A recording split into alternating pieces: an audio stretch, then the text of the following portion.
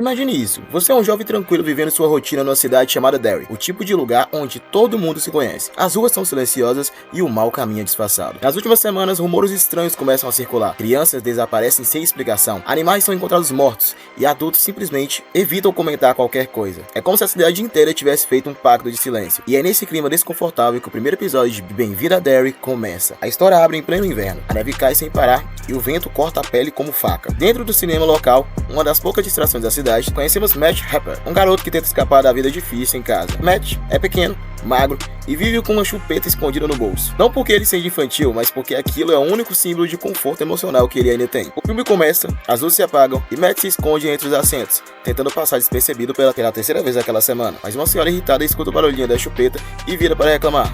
Logo depois, o lanterninha aparece com a lanterna brilhando no rosto dele. Matt percebe que foi descoberto. Ele levanta correndo e se esconde atrás de um cartaz do velho cinema. Atrás do pôster está Ronnie, filha do funcionário local. Ronnie percebe Matt escondido, mas em vez de entregar o garoto, ela desvia o lanterninha inventando uma desculpa qualquer e protegendo o menino. Ela sabe que Matt não está ali porque fez alguma bagunça. Ela sente que ele está fugindo de algo. Matt sai pelas portas laterais para o frio e só de observar a reação dele diante da neve e o silêncio da rua, percebemos que voltar para casa é algo que ele não queria de jeito nenhum. Com medo do pai, que o episódio dá a entender ser extremamente agressivo, Matt anda apressado pelas ruas. Ele olha para a placa, tenta ver ônibus, procura qualquer rota para sair da cidade. A sensação de sufoco é tão forte que você consegue sentir o desespero do garoto. Então, ele vê um carro estacionando, com a família se preparando para seguir viagem. Sem pensar duas vezes, ele bate na janela e pergunta: "Vocês estão indo para Portland? Posso ir junto? Pago quando chegar." A família troca olhares, mas a mãe, uma mulher grávida, permite que ele entre. A partir daqui, o episódio começa a mergulhar no terror psicológico. Dentro do carro, Matt tenta parecer normal, mas a família é estranha, muito estranha. A filha mais velha abre uma marmita e o cheiro que sai é sufocante, como se tivesse guardado o fígado apodrecido por semanas. O irmão mais novo começa a repetir nomes e frases aleatórias, como se estivesse lendo pensamentos que não são dele. A mãe, ainda grávida, respira fundo como se estivesse prestes a desmaiar. E o pai não olha pra Matt nem por um segundo. Ele apenas dirige, imóvel, com expressão vazia. É quando Matt percebe um detalhe terrível. Um letreiro na estrada indica: "Bem-vindos de volta a Derry." Eles não estavam indo para Portland, eles estavam voltando. Matt tenta abrir a porta, tenta chamar a motorista, tenta pedir para sair, mas ninguém responde. A atmosfera muda. A respiração da mãe se acelera. A barriga dela se contorce como se algo estivesse empurrando de dentro. Há sangue demais, dor demais. Algo está errado, profundamente errado. Então o horror começa. A mãe começa a gritar. O cheiro de sangue enche o carro. A filha segura a cabeça da mãe com calma demais, como se isso fosse rotina. De repente, algo sai. Não é um bebê. É uma criatura deformada. Metade recém-nascido, metade morcego, com asas translúcidas, dentes afiados e olhos que brilham com fogo. A criatura se joga pelo carro, batendo nas janelas. Quando acerta o vidro ao lado de Matt, o vidro racha. Matt poderia quebrá-lo e escapar, mas o terror o paralisa. O carro inteiro treme, a criatura avança e a tela corta. Silêncio, escuridão. Matt desaparece, tornando-se a primeira vítima oficial da temporada. Alguns meses depois, entramos em outra parte da história. Um ônibus militar para em Derry e dele desce Leroy Hellon, major da Força Aérea e futuro avô de Mike Hellon. O Mike que, décadas depois, reuniria o Clube dos Otários para lutar com Pennywise. Leroy chega para assumir uma base militar considerada estratégica demais para uma cidade pequena. Ele é recebido por Dick, um personagem iluminado, criando o primeiro grande elo entre os universos de Stephen King. Dick parece já conhecer o mistério de Derry. Ele olha para a cidade como se vê fantasma onde ninguém mais vê. Leroy encontra seu amigo russo, outro oficial. Os dois comentam sobre um projeto secreto envolvendo aviões B-52 e experimentos tecnológicos que parecem avançados demais para aquela época. E aqui vem a pista. O mal de Derry não se resume ao Pennywise. A cidade é um imã, um modo de energia, um lugar onde outras forças obscuras podem estar agindo junto. E Leroy está prestes a descobrir isso da pior forma. Já dentro da escola de Derry, onde conhecemos Lily, uma menina tímida, constantemente ignorada e alvo das piadas dos colegas. Logo na primeira cena, ela vai até o armário dela e, para piorar o dia, alguém entupiu o espaço com uma quantidade absurda de potes de picles. Dá pra ver na cara dela que aquilo destruiu completamente o clima. A única pessoa que tenta falar com Lily é Martha,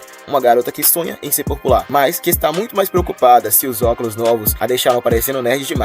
Ela até tenta dar uma força, mas é evidente que está mais focada nela mesma do que em ajudar de verdade. Enquanto isso, o episódio apresenta Ted e Phil, dois melhores amigos inseparáveis. Phil, típico garoto obcecado por alienígenas, vive dizendo que os militares já estão escondendo os extraterrestres na base da cidade. Já Ted é mais pé no chão, mas vive com a consciência pesada por causa de Matt, o garoto desaparecido há 4 meses. Ted confessa que se sente mal por nunca ter sido mais próximo de Matt, apesar de terem ido juntos ao aniversário do menino depois de serem praticamente subornados pela mãe dele com doces. Essa culpa vai ser muito importante mais tarde. Depois disso, voltamos para Lily em casa. A mãe dela quer que ela visite o túmulo do pai, que morreu em um acidente na fábrica de picles onde trabalhava, mas Lily simplesmente não consegue. ela carrega uma culpa enorme pela morte dele. O episódio mostra então um flashback importante.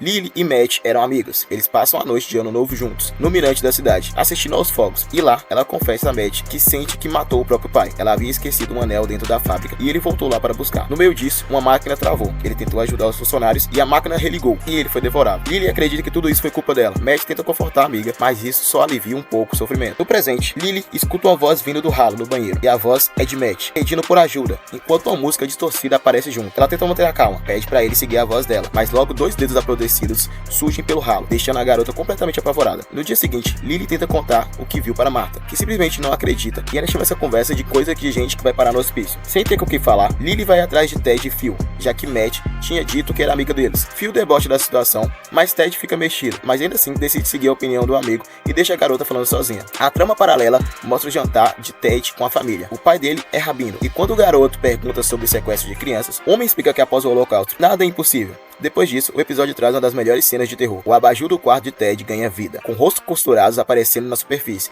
deixando o garoto traumatizado. E essa cena que finalmente faz Ted acreditar na história de Lily. Com isso, Ted, Phil e Lily, eles se reúnem na biblioteca para investigar as aparições, enquanto Phil cuida da irmãzinha porque os pais viajaram. E é ali que eles descobrem que a última pessoa a falar com Matt antes do desaparecimento foi Ronnie, uma garota isolada que enfrentou uma tragédia familiar recente. E é aqui que o grupo finalmente se une. Eles vão atrás de Ronnie para perguntar o que aconteceu naquela noite, 4 meses antes. Ronnie estava visivelmente abalada com o passado e com o pai. Possuía um cinema que hoje está abandonado. Ela revela que nas últimas noites tem ouvido uma música justamente a que Matt estava cantando no ralo, vindo de dentro do cinema fechado. Movidos pela curiosidade, medo e aquela adrenalina típica de jovem, o grupo decide ir até o edifício. Ronnie pega a chave do pai, escondido, e mesmo hesitando, abre as portas do cinema. O lugar está abandonado, mas tem algo no ar, como se estivesse esperando por eles ali dentro. E é assim que o grupo, que começou com medo, culpa e dúvida, acaba entrando no cinema, um lugar sem que ele saiba, seria o palco de um dos momentos mais traumáticos da vida de cada um. E aí chegamos à parte mais insana e pesada do episódio, a sequência final dentro do cinema, que praticamente muda o tom da série inteira. Então, os garotos decidem ligar o projetor e colocar justamente aquele filme musical que aparece bem no comecinho do episódio. E eles acham que é só nostalgia, mas na verdade estão abrindo a porta para um lugar muito pior. Assim que o filme começa, Lily e os outros percebem que tem algo errado na tela. O Matt aparece dentro da cena, como se ele estivesse preso lá dentro do filme. E não é só isso, ele está segurando alguma coisa no colo, chorando e dizendo que os amigos